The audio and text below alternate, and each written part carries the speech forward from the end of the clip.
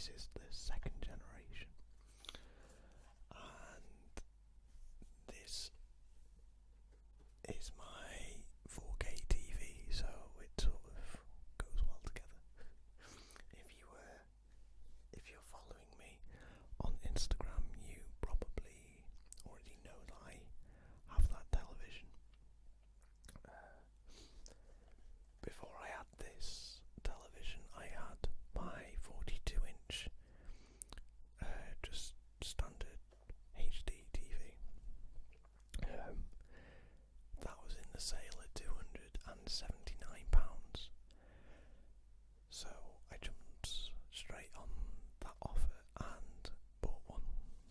And less than a year later, this TV from the same store goes on sale for £279. And for a 43-inch 4K television, £279 is an absolute bargain. So I had a lot of stick off of friends and things for this, but I sold my 42-inch television to my dad. And you might be thinking, he's your dad, why didn't you just give it to him? Well, normally I would, but I actually paid for the television, and it sort of just brought the price of my new television down to £179, and my dad got a 42-inch television for £100, which in itself is a really good deal. So nobody really lost out there. But yeah, I do have Kodi installed on this for my media. It is for my media. But yeah, it is a nice little box. It's handy. I'm running Netflix as well. I've got Netflix account at the minute for 30 days, but I'm not going to carry on subscribing to that. I'm just using that for Daredevil in 4K, which I've got to admit, in 4K, I mean, it's good, it looks nice, but I don't think it was shot in 4K. But I don't know, I'd have to look up on that, but still, it's a very nice, crisp, clear image, which is what you want and what you'd sort of expect. Moving on from gadgets, a while ago picked up this game, but I haven't really said anything about it. But I picked up Dirt Rally, which is the latest installment of what used to be known as the Colin McRae games. And the great thing about this game is they've brought back the Colin McRae heritage. Not directly, as it is only known as Dirt. But with this edition, which worked out to be the same price as the standard edition, where I bought it from, comes with Colin McRae's Rally Legend Blu-ray, which is sort of it is a feature-length film. It's 138 minutes, and it documents Colin McRae's life and his last sort of interviews and races. And it's really, really good. It's a really nice little extra. Normally with sort of special, or what's this? The Legend Edition, or the Special Edition, or Collector's Editions. They normally give you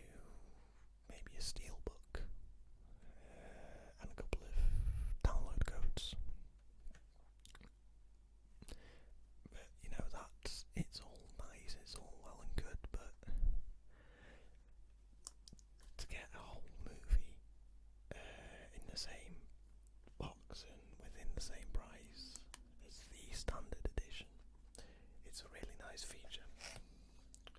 And if you're a fan of rallies, rally racing, and Colin McRae, it's definitely worth picking up. The game itself is fantastic. I can't say that I'm a huge rally fan. I like rallying. I like the sport. My best friend is absolutely fanatical about it. Rallying is his favourite sport of all time. That's all he really goes on about. And he can tell you all sorts about all the cars in which year they won, engines and things like that. It's a little crazy, but with him being so knowledgeable on rallying, he is, along with many other people, agreeing that it is one of the most authentic, if not the most authentic, rallying game on the market. It's really, really sort of difficult. It doesn't give you things on a silver platter. It really makes you work for your times and makes you work for the accomplishments, which is good in racing games. This and Project Cars really do give you a nice, authentic racing experience, because they're just difficult and the assists aren't there really. But yeah, if you are a fan of rallying games and you haven't really thought about this, then it's worth picking up, especially if you can find the Legend Edition, which also includes the Colin McRae Rally. Well, it comes with the rally documentary and a fully loaded mini, which is a nice little feature as well. I don't use the mini in races because it's terrible. Although I think it won, like, was it 5 consecutive rally things in a row or something? I can't remember the exact number, but it did really well. But compared to like Group B monsters, I like fast things. Now, moving on to the last 2 things that I've bought. I bought these things together, and I love them. So,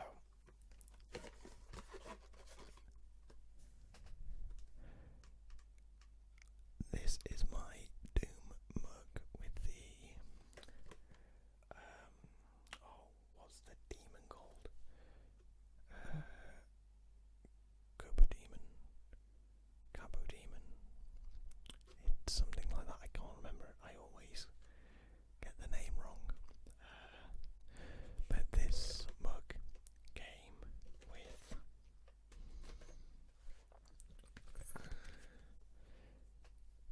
Doom. There's not a lot I can say about this game really, besides the fact that it is amazing. I love this game so much. Me and my best friend have just been playing this non-stop. It sort of goes back to the fun, over-the-top, violent nature that is Doom. It came away from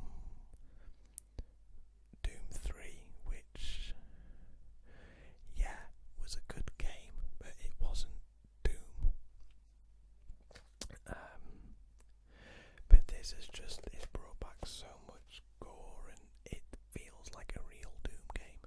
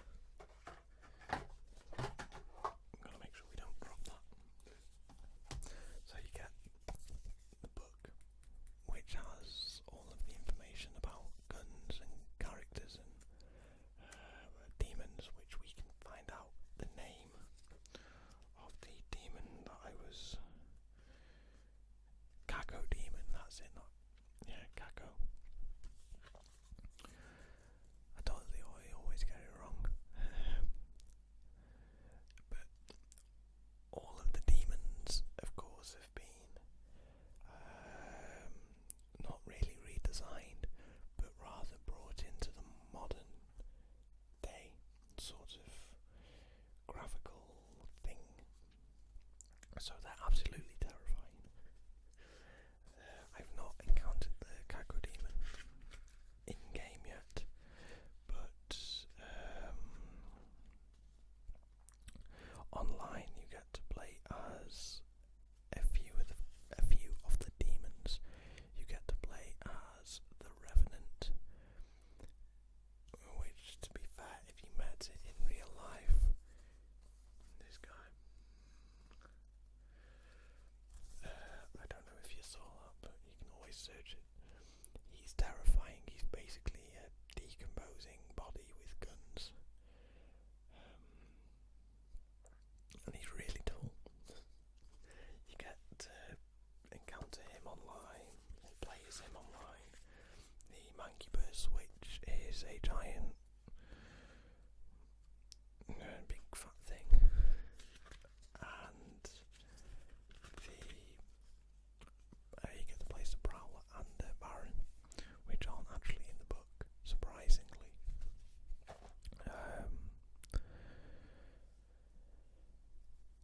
It's left itself open for DLC completely. I mean, 3 are already announced as part of the season pass, which I didn't get because I don't get season passes.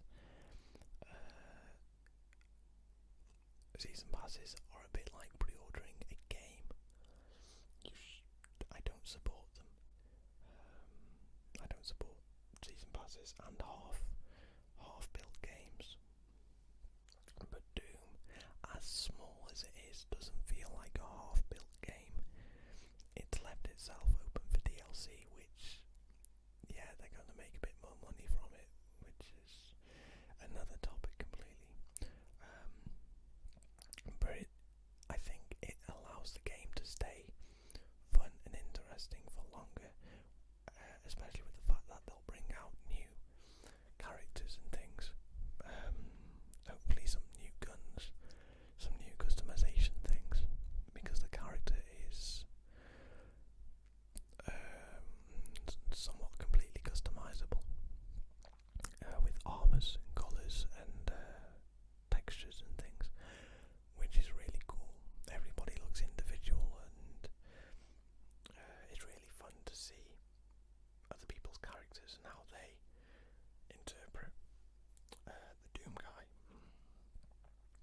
I keep changing mine, and I don't know if anybody else, if you have this game, if you're struggling to get, I think it's right arm, or right arm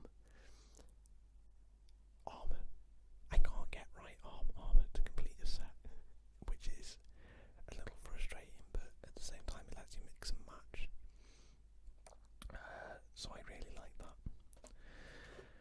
But overall, the game is fantastic. The campaign is really good. I mean, it is mainly all about the campaign with Doom, but the online is small and it's fast paced and it's brutal. The guns feel somewhat hefty. They're not over the top, but they're not light and fluffy like some shooters where, God, for instance, Call of Duty, that game does not feel weighty at all. The guns feel light, they don't feel right. But this one, the guns feel heavy. They just play like they look like they should. So I can't really fault the game, besides the fact that they haven't included all of the demons online. But again, DLC will hopefully fix that. But the mug was $6.99, and you get a free poster if you bought like a mug or a T-shirt or something like that with it. But I didn't really like the T-shirt, and the mug will now feature on my shelf behind me when we get back to the regular view. But other than that, I've not really bought anything, and there's not a lot for me to ramble on about. I've fixed my shelf up here, which you can't really see. I've tidied all that up.